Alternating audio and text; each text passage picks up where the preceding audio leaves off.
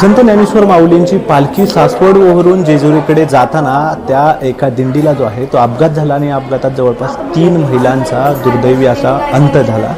सोबतच जवळपास 7 जे रुग्ण आहेत त्यांच्यावर उपचार हे वेगवेगळ्या हॉस्पिटलमध्ये सुरू आहे. त्यामध्ये जेजुरीतील एका हॉस्पिटलमध्ये जवळपास 5 ते 6 जणांवर उपचार सुरू आहे, तर ससून रुग्णालयात एकावर उपचार सुरू असल्याचं आपल्याला पाहायला मिळतंय. आपण जर पाहिलं तर या ठिकाणी या सर्व जे वारकरी आहेत ते वारीमध्ये सहभागी झाले होते, त्यांच्यावर या ठिकाणी उपचार सुरू असल्याचं आपल्याला पाहायला मिळतंय. आपण या ठिकाणी जर पाहिलं तर 3 जे वारकरी आहेत यांच्यावर उपचार सुरू आहेत. आपण प्रत्यक्ष या अपघातात जे होते, जे बचावले, थोडक्यात त्यांच्याकडून जाणून घेऊयात नेमका काय झालं होतं. मावशी, काय सांगाल नेमकं त्यावेळी काय झालं होतं? ते ट्रक आलेलाच आम्हाला माहीत नाही, गाडी आलेलीच माहीत नाही आम्हाला. माणूस काय कळलं नाही, कुणीकडं गाडी आली काय झाली. आम्ही आपल्या मनाच्या नादात, खेळायच्या नादात कुणीकडे आले काय गेले आमचं आम्हाला काय कळलं नाही. ट्रकाच्या मध्ये मीच खाली गावली, कारण मी सुरक्षित. तुम्हाला कुठं कुठं काय खर्चकलेली इथं जर हे म्हणजे दुखते. आता व्यवस्थित वाटते? हो आहे. माऊली, तुम्ही त्यांच्यासोबत होते, सर्वांना दवाखान्यात तुम्ही घेऊन आला, ते व्हिडिओमध्ये देखील सगळं पाहायला मिळतं की सर्वांना सावरण्यामध्ये तुम्ही तिथं दिसलात. काय नेमकं झालं होतं संपूर्ण ज्यावेळी तुम्ही ज्यावेळी तुम्ही येत होतात जेजुरीकडे, नेमकं काय झालं, घटनाक्रम काय होता? घटना म्हणजे तिथं कसं झालं, तिथनं आम्ही यायला लागलो होतो, पुढाचं मागं पुढं होतं, भजन म्हणत त्या यायला लागले होते. मग आम्ही नंतर मागं होतं, पण आमच्या पुढं जे महिला होत्या त्यांना त्याचा म्हणजे कुणाचंच झाला असंच काय कळालं नाही ना. आम्ही पुढं येऊन कुणाचं झालं ती बघण्यासाठी जर पुढं आलो तर ह्या आमच्या महिला होत्या. त्यामुळे आम्ही काय केलं, मागं सरून त्यांना सगळं, मग ते आम्हाला तिथनं पुढं काय नाही, पुढं जाईल तसं पुढं आणि 2-3 पडल्यात असं समजलं. मागं 3 होती, पुढं आणि 2-3 होती. ते किती अंतरावर असेल? तिथं नव्हतं, एक 4-5 अंतर आहे. शेत नाही, ट्रक आहे का नाही, ट्रक तिकडं तू माग सफळाई करत चालाय. तुला 3 आहे, ते एकाच ठिकाणी 3 झाली, ते एकाच ठिकाणी 3 झाले ते, आणि बाकीचे ही किरकोळवाले ते पुढं आहे ते, म्हणजे एका ठिकाणी 5 झाले ते, एका ठिकाणी 3 झाले ते. ॲम्ब्युलन्स किती वेळाने आली तिथे? ॲम्ब्युलन्स आम्हाला तर घेऊन त्यांना आधी आली पुढं, नंतर मग काय आम्हाला माहित नाही. किती वेळ लागला तरी हे सगळं झालं? आणि ॲम्ब्युलन्स लगेच झाले हो, आली की लगेच ॲम्ब्युलन्स आली लगेच. म्हणजे जी पेशंट ही स्ट्रेस आहेत त्यांना तेवढं आधी आणलं, पुन्हा नंतर काय त्यांचं कुठं नेलं, त्यांनी पुढल्या आणि दवाखान्यात कुठं नेलं, नंतर आता इकडं आणलं. या पुण्याला नेले त्याची ती बलास फाटून गेला का नाही, तिच्या हातडी हे झालेत मला, ते पुण्याला नेले. खरं तर इतक्या दुर्दैवी घटनेतून तुम्ही एकदम माऊलींच्या आशीर्वादाने वाचले. हो हो हो, एक नंबर. मला तेच अभिमान वाटतोय. खरं एवढ्यातनं मी वाचली म्हटलं ना. ट्रकच्या इकडे चाकायत मध्ये पडलेले मी. सांग, देव आहेच म्हणायचं, नाही का म्हणायचं. जे संपले त्याला, आपल्या हातात काय आहे का? काय सुद्धा सगळं त्याच्या सत्तेत झालं. काय सांगाल तुम्ही? खरं म्हणजे तुमच्या या 3 ज्या मैत्रिणी आहेत, ज्या वारीत तुम्ही सोबत होतात, माऊलींच्या कृपेनेच म्हणावं लागेल की? हो, माऊलींच्या कृपेनेच झालं आमचं. म्हणूनच निदान थोडं लागून पण व्यवस्थित आहेत. पण 3 माऊल्याचे गेले त्यांचं काय पुढं, पण ही बाकीची निदान आजचं उद्या तरी चालतील, होतील, बरे होतील. पण 3 माऊल्या गेल्या त्यांचं काय. तुमच्या गावातलं? आमच्या गावची एक होती, आणि 2 कोल्हापूरची एक होती, आणि कुठली तर होती. अशा एवढं काय नाव माहीत नाही, म्हणजे कोण आहे ती पण आम्हाला का. तुमच्या डोळ्यात पाणी, तुमच्या सोबतचे लोक जे आहेत ते 3 जण दगावली तुमच्या वारीत, तुमच्या डोळ्यात आता पाणी पाहायला मिळतंय?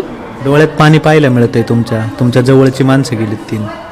दिंडीतलं म्हणजे गावचं एक आहेच की, आमची दिंडी ही आमच्या गावचीच आहे, कसबेडीग्रज मधली दिंडी आहे.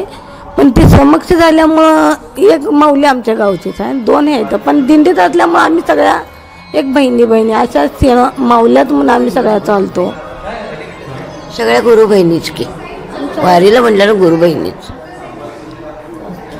जर या ठिकाणी पाहिलं तर अनेक रुग्ण जे आहेत ते अत्यवस्था आहे. एक आजी आहेत, त्यांच्याशी बोलायत. माऊली, बरं वाटतंय का? वाटतं. कुठं लागलंय तुम्हाला? काय झालं? डोक्याला लागलं. या बाजूला सगळं दुखतंय. काय झालं होतं, काही सांगू शकाल, काय आठवत माहीत नाही, काय सुद्धा माहीत नाही. कळलंच नाही तुम्हाला? डॉक्टर वगैरे आता व्यवस्थित उपचार करताय? होय होय. खरं तर इतका भीषण अपघात झालाय, इतक्या मोठ्या प्रमाणावर जीवितहानी झाली आहे. माऊलींच्या आशीर्वादाने वाचलात तुम्ही याच्यातून? होय वाचलंच की. मला काय कळालंच नाही ना, कोणीकडं टेम्पो आला आणि कसं पडलं काय कळालं नाही. डोळ्यात पाणी तुमच्या आता पाहिलं? आणि म्हणजे कसं वाचलो कुणाच ठाऊक, काय कळालंच नाही मला. बेशुद्धच पडलो, मग डोक्यातनं रक्त राडी पाक विजली, काय कळालं नाही. आपण अजून देखील काही रुग्ण आहेत, त्यांच्याशी बातचीत करूयात. नेमकं त्यांना काय वाटतं, त्यांचे नातेवाईक देखील या ठिकाणी असणार आहे. तर आपण त्यांच्याकडून जो आहे तो माहिती जी आहे या घटनेत ते घेऊयात.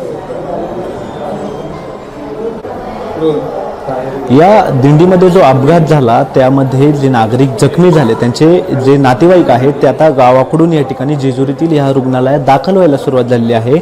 आपण असेच नातेवाईक आपल्यासोबत आहेत, आपण त्यांच्याकडून जाणून घेऊयात. माऊली, नेमकं काय, कोण ॲडमिट आहे तुमचं आणि कसा अपघात झाला? नेमकं म्हणजे आम्ही दिंडीत कसबे डिग्रज या दिंडीतनं आलेलो आहे आणि माझी चुलती आणि ह्याची आई ह्या नातेवाईकांना नातं आमचं हे लागते. आम्ही येत होतो दिंडी विसाव घेऊन 1 किलोमीटर पुढं आल्यानंतर ना भरधाव वेगानं ट्रक चालकानं एकदम भरधाव वेगानं घेऊन आला ट्रक आणि अवघ्या काही सेकंदात कुणाला काही न कळता त्याने 7 ते 8 माणसावर हाय असा चिरडत नेला. पूर्णपणे रस्त्याच्या दुसऱ्या कडेवरून ते डिवायडरपर्यंत त्याने चिरडत नेलं. 7 ते 8 माणसं जागीच आमच्यातली 3 माणसं गमावली. त्यातली 6-7 जण अत्यंत मतलब ह्याच्या जखमी अवस्थेत आहेत, गंभीर जखमी आहे ती. त्यामुळं हा प्रसंग आणि प्रशासनानं पण कुठंतरी याची दखल घेतली पाहिजे. ॲम्ब्युलन्स वेळेत ही पाठवली पाहिजे, सगळं ही केलं पाहिजे. आणि मेन कसं आमची सरकारला हीच विनंती आहे. सकाळपासून पण मी 2-3 चॅनलला सांगितलेलं आहे की जो कोणी ड्रायव्हर आहे त्यांचं 50 वर्षाच्या वरच्या ड्रायव्हरांना अलाव केलं नसलं पाहिजे. कारण की जो हा ड्रायव्हर होता हा 70 वर्षाचा होता आणि त्याला काहीतरी त्याला त्रास होता, त्याला गोळ्या पण चालू होत्या. त्या आता गोळ्या त्याने खाल्ल्या होत्या, रात्री त्याला ताप पण होता म्हणतोय तो. पण ॲक्च्युअलमध्ये ह्या गोष्टीची काळजी ही प्रशासनानं घेतली पाहिजे. सगळ्या गोष्टी ह्या जबाबदारीने घेतल्या पाहिजेत. कारण की जीवितहानी ही सगळ्यात मोठी हानी आहे. परिवाराला काहीसुद्धा करता येत नाही. आता त्या परिवारांनी काय घेऊन जायचं, काय करायचं काहीच कळणार नाही, अशी अवस्था झालेली आहे.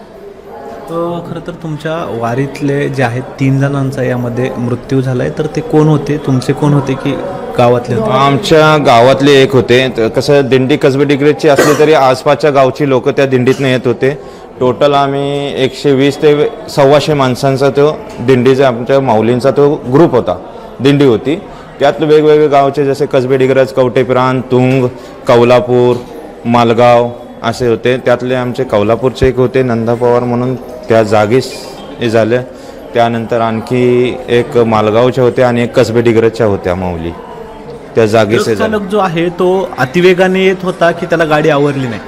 अतिवेगानेच म्हणावे लागेल. कारण की काही सेकंदात कुणाला काही न कळता त्याने म्हणजे दुसऱ्याला बघायला सुद्धा वेळ दिला नाही की त्याने सगळ्यांना चिरडत नेलेलं होतं पूर्णपणे.